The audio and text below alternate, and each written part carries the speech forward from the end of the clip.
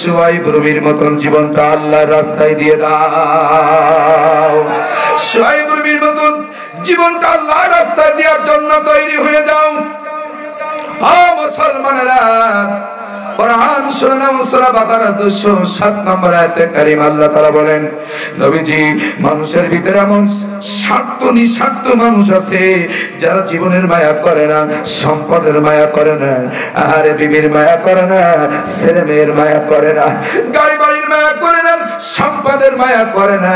যতটা মায়া আমাকে করেছে, যতটা মহব্বত আমাকে করেছে, ও নবী, আমার মহব্বতে নাসরাহুতি গো আমার দাতিল্লাহ, আমার সন্তুষ্টির জন্য, আমার খুশির জন্য, আমি আল্লাহকে পাওয়ার জন্য এই সমাজের ভিতরে এমনও কিছু মানুষ আছে যারা তাদের জীবনটুকু আমি আল্লাহর জন্য বিলায়ে দেয়।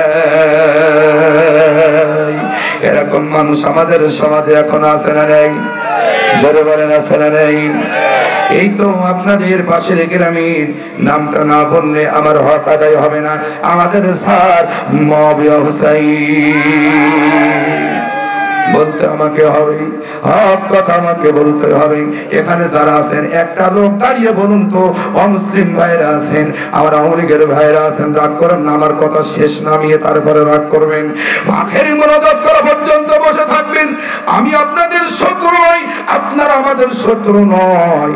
যেমন একসাথে কোরআনের ময়দানে বসেছি আল্লাহর আরশ আজিমের ছায়ার তলে, আমরা সকল দল একসাথে থাকতে চাই। আপনারা যারা আমাদেরকে শত্রু মনে করেন, আমরা আপনাদের শত্রু মনে করি না। আমরা নিজেরা জাহান্নামের আযাব থেকে বাঁচতে চাই, কবরের কঠিন আযাব থেকে বাঁচতে চাই, আপনাদের সকলকেও আমরা বাঁচাতে চাই। এটা আমাদের দায়িত্ব।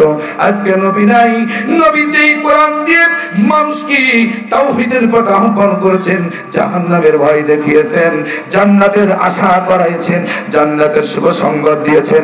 আজকে নবী নাই, সেই দায়িত্ব আমরা কাঁধে নিয়েছি।